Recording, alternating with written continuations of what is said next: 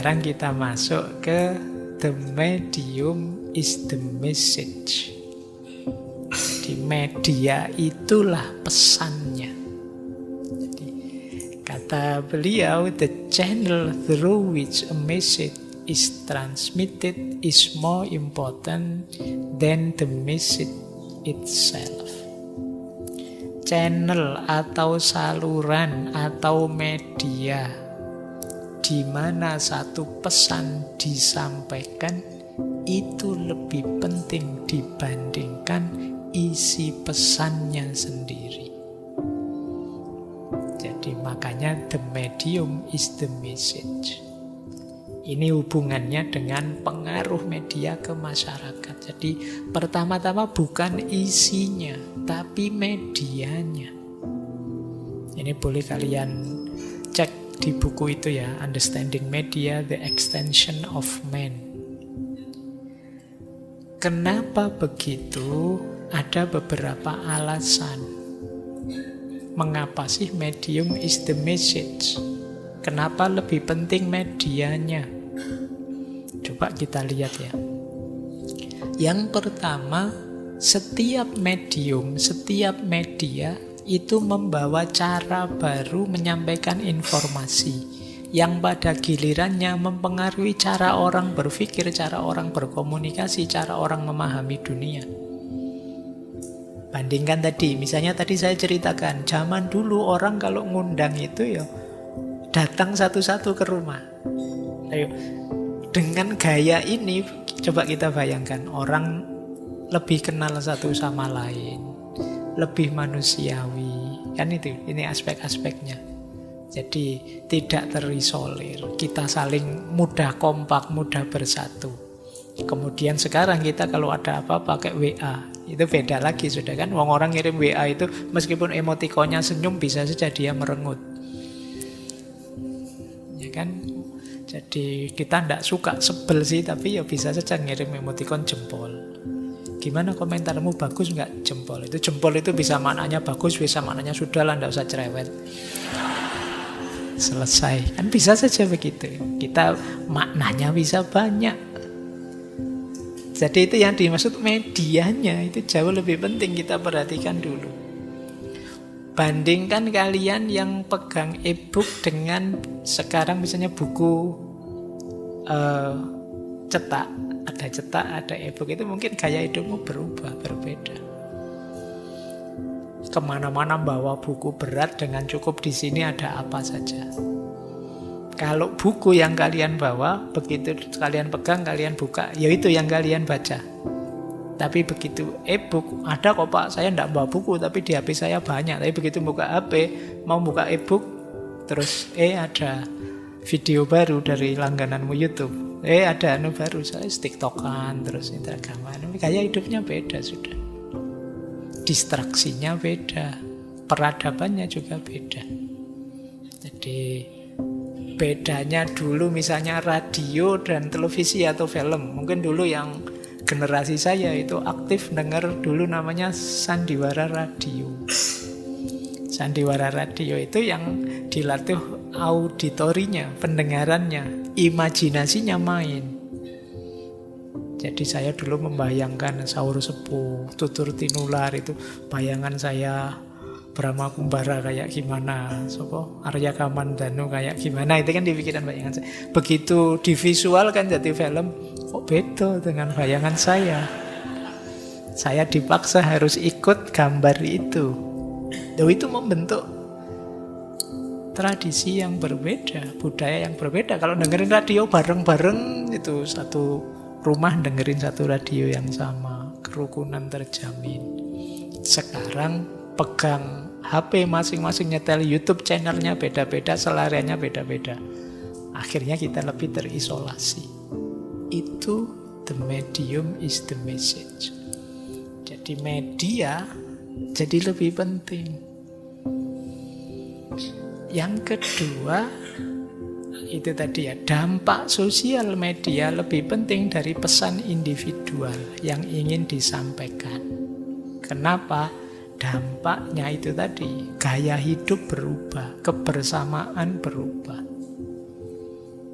Makanya mari kita cermati benar perubahan-perubahan dalam. Ya perubahan memang niscaya, tapi semoga tidak berubah ke arah yang lebih negatif. Kalau berubah ke arah yang lebih negatif, saatnya kita cari solusinya. Kemudian yang ketiga, medium itu tidak netral. Media itu tidak netral, tetap ada polanya yang memang dirancang begitu. Misalnya Twitter itu karakternya minimal berapa. Itu kan menentukan gaya hidup. Saya dulu zaman mahasiswa malah belum Twitter. Dulu ada namanya Telegram, bukan aplikasi ya. Jadi ngirim telegram itu ya satu kata 5 rupiah apa 10 rupiah zaman dulu. Jadi kalau ngirim berita enggak usah panjang-panjang. Kalau panjang-panjang habisnya banyak. Jadi telegram itu saya dulu kalau awal bulan ngasih berita ke rumah, Pak, awak waras arto telas gitu. Nah, gitu aja sudah. Jadi itu untuk berita saya sehat-sehat sih Pak, alhamdulillah. Kalau mau pakai kalimat gitu habis banyak. Pokoknya awak waras sampai arto telas. Bapak sadar sudah ngirim mesti kan begitu. Nah, itu kecerdasanmu dituntut lebih pinter merangkum kata-kata. Sekarang kamu pakai WA, pakai email, bisa kapokmu nulis sudah. Kan berbeda caranya. Jadi itu yang dimaksud medium is the message. Baik, nonton TV dengan dengar radio keterlibatannya beda. Kayak tadi misalnya televisi mungkin jenis hot, kita terlibat secara emosional, ngerti langsung. Sementara kalau radio imajinasi lebih main. Ini yang dimaksud medium is the message. Ya, untuk memperjelas coba ya kita sebentar. Ini saya pinjamkan teori. Teori ini bisa diambil dari bukunya Irving Feng yang judulnya History of Mass Communication. Jadi dalam sejarahnya peradaban manusia itu terjadi 6 revolusi komunikasi. Ini mempengaruhi hidup manusia. Itulah nanti kalau kita sambungkan medium is the message, ini jadi make sense, masuk akal. Coba kita baca singkat pelan-pelan ya. Semoga nanti ada waktu kita bahas buku ini. Peradaban kuno sekitar 3000 sebelum Masehi terjadi namanya Writing Revolution. Writing Revolution itu dari tradisi lisan menuju tradisi tulisan. Kita kenal hieroglif, kita kenal piktogram, itu sekitar 3000 sebelum Masehi. Jadi gambar-gambar di gua itu kan awal tradisi tulis. Berarti orang mulai sadar untuk menyimpan informasi jangka panjang. Setelah sebelumnya tradisinya tradisi lesan, gaya hidupnya pasti juga berubah. Kemudian abad 15 mulai muncul mesin cetak Gutenberg. Ini juga lebih dahsyat lagi revolusinya. Dengan adanya mesin cetak, orang pinter bisa dilipat gandakan banyak.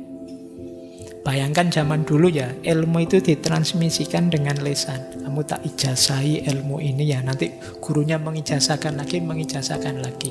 Jadi sampai ada, kalau dalam sejarah Islam itu ulama-ulama yang melakukan perjalanan hampir seumur hidup untuk mencari ilmu. Harus ketemu langsung dengan ulamanya.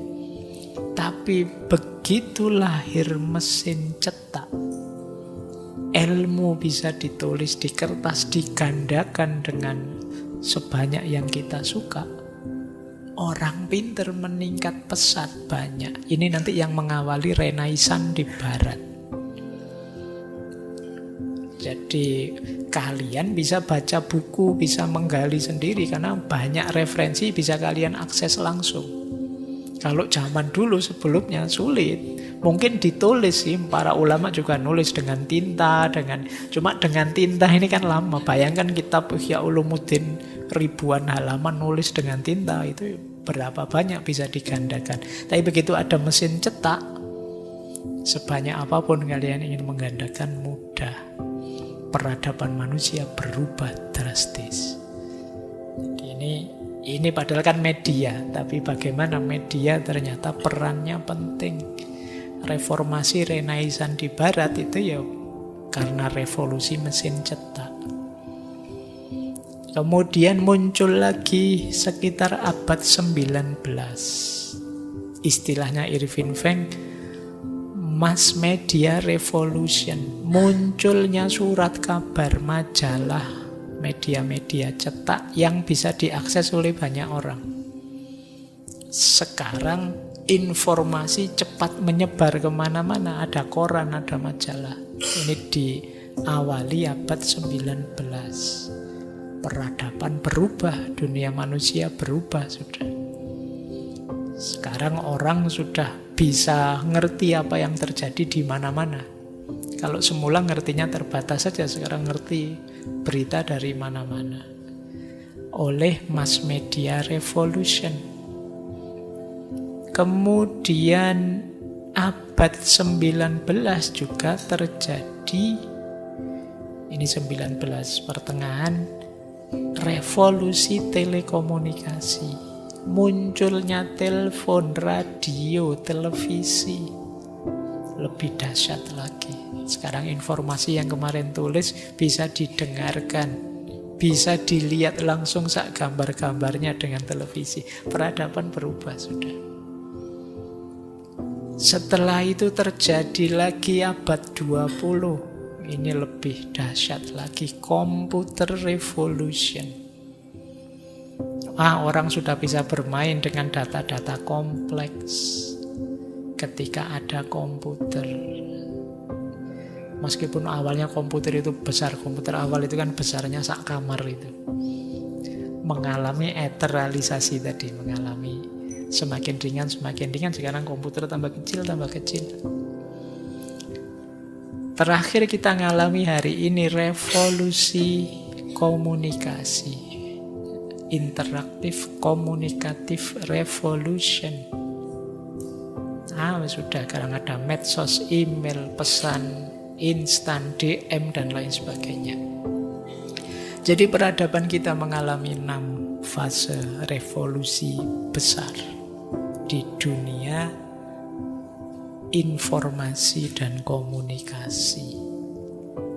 Ternyata tidak hanya isinya, ya terserah, isinya bisa macam-macam sesuai kepentingannya masing-masing orang, tapi jenis medianya yang itu bisa mengubah wajah peradaban manusia. Makanya the medium is the message. Pesan utamanya tidak pada isi atau kontennya media itu apa, tapi medianya itu sendiri. Nanti bandingkan, misalnya sekarang sudah ada Instagram yang lebih banyak bermain dengan video, gambar, ada Twitter dengan keterbatasan kata tapi masih bisa bikin link dan lain sebagainya, dengan TikTok dengan karakternya dan lain sebagainya. Ini mengubah wajah peradaban kita. Dulu waktu awal-awal misalnya ada Instagram, itu betapa hebohnya orang. Apa saja difoto, diupload, captionnya macam-macam. Sekarang sudah mulai biasa lagi, sudah rutin, sudah jadi habit kita sehari-hari. Baik ya, semoga ini bisa memperjelas kenapa the medium is the message. Jadi yang penting ternyata medianya, bukan isi pesannya. Baik, kita lanjutkan. Nah, ini pokok-pokok kritik beliau ya, pengaruh media terhadap masyarakat. Itu saya kutipkan beberapa quotes dari buku beliau. Kata beliau, pesan dari media atau teknologi apapun adalah perubahan skala, kecepatan, dan pola. Jadi menurut beliau 3 hal nanti yang ditingkatkan dalam perkembangan media. Yang pertama skalanya, yang kedua kecepatannya, yang kedua polanya. Misalnya dulu hanya radio, ya skalanya lebih sempit. Sekarang internet jauh lebih luas. Kecepatan, dulu nulis surat pakai Pak Pos lebih lambat, tapi sekarang pakai WA langsung dibaca. Ini namanya kecepatan. Pola, ayo polanya berubah. Misalnya dengan media sosial lebih interaktif. Kalau cuma email saja satu arah, tektokannya lama. Tapi begitu ada WhatsApp misalnya, teman-teman bisa langsung ngobrol. Dengan MiChat misalnya, teman-teman bisa kayak ada aplikasi itu di HP-mu. Oh, wis langgananmu. Jadi ini yang dimaksud pola. Itu salah satu contoh ya kenapa kok tak sebut itu terus kamu ketawa. Karena kamu ngerti medium is the message. Jadi media yang kamu pakai itulah pesannya. Baik, terus mempengaruhi bagaimana manusia berpikir, merasa, dan berperilaku. Jadi memang dia mempengaruhi kita. Ini aspek manfaat peningkatannya. Ada juga efek negatifnya. Antara lain kalau kita cermati, kata beliau, setiap media juga merupakan senjata yang ampuh untuk menghancurkan media yang lain dan kelompok yang lain. Tentu saja ketika ada media baru tadi loh, media lama jadi kuno, jadi obsolete. Padahal media lama ini juga berhubungan dengan banyak orang, berhubungan dengan banyak wilayah. Mungkin para pekerja di ranah itu kemudian terus off semua karena sudah tidak zamannya lagi, terus PHK dan lain sebagainya. Jadi ada kompetisi antar media. Televisi hadir, radio kalah dominan. Internet hadir, koran kalah dominan. Jadi ini juga harus diperhatikan. Kedua, media juga bisa jadi alat untuk kekuasaan. Jadi media itu kata McLuhan, dia tidak netral, dia membawa nilai, membawa ideologi. Channel TV ini yang punya siapa? Oh, yang punya kelompok ini. Ya tentu saja isi beritanya akan memihak kelompok ini dan mengkritisi kelompok yang lain. Ini media jadi alat kekuasaan. Kalian tidak usah kaget misalnya medsos tertentu memblokir konten-konten yang ngeritik Israel misalnya. Ya tidak usah kaget, ya memang media itu tidak netral. Jadi dia bisa jadi alat untuk propaganda atau alat untuk menjatuhkan. Dia bisa alat untuk mempengaruhi, juga bisa alat untuk memarginalkan. Ini pengaruhnya media. Belum lagi yang terakhir itu perang informasi. Perang informasi itu ya sekarang banyak orang bikin hoax, banyak orang bikin berita palsu, manipulasi informasi. Tidak salah sih, tapi di frame sehingga rasanya yang positif bisa jadi negatif. Misalnya apalah, ngaji kayak gini, kamu foto minuman saya saja, 2 gelas ini, terus kamu kasih caption, Pak Faiz itu serakah sekali. Wong yo, gitu. 1 orang saja minta minumannya 2 gelas ini. Terus kamu tulis, itu pun sering tidak dihabiskan, apa tidak mubazir. Padahal mubazir itu temannya setan. Wah, berarti Pak Faiz itu temannya setan memang. Nah, ini captionmu bisa begitu. Dan kamu kan tidak salah kalau ngomong begitu, karena kamu frame bagian ininya saja. Kamu tidak bertanya latar belakangnya, asal-usulnya, dan lain sebagainya. Oh, hari ini begitu sudah polanya. Jadi kalian selalu akan memframe peristiwa, wacana, apapun itu sesuai keinginanmu. Itu yang oleh Sartre kan sering disebut, kita itu sebenarnya mencari gema saja dari suara kita. Jadi yang cocok dengan kita, yang tidak cocok kita singkirkan. Ini pengaruh media. Ini efek. Ada lagi efek. Our technology force us to live mythically. Teknologi hari ini, teknologi informasi hari ini membuat kita, memaksa kita untuk hidup secara mitis. kita itu hari ini dikelilingi mitos-mitos. Apa sih yang dimaksud mitos itu? Mitos itu ketika ada kisah, cerita, narasi yang sifatnya dramatis, kadang bombastis, yang kita percaya begitu saja tanpa kita uji kesohihannya. Itu mitos. Dan kita tiap hari ketemu itu. Gambarnya sih biasa, tapi begitu dikasih caption apa, yang caption ini narasi-narasi yang cenderung mitologis, terus kita percaya. Karena itu tadi cara menyampaikannya biasanya dengan bingkai tertentu, dengan narasi tertentu yang dramatis, emosional. Misalnya kembali ke sini ya, contohnya saya saja, kalau contohnya kamu nanti bingung. Misalnya minuman ini tadi, terus ada, wah kemarin itu yang Pak Faiz minggu lalu ngaji kan minumannya ndak habis, terus saya minum.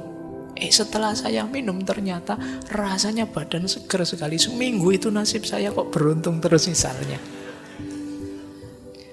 Dan kamu maksa orang lain percaya karena dasarnya, wong saya ngalami sendiri kok.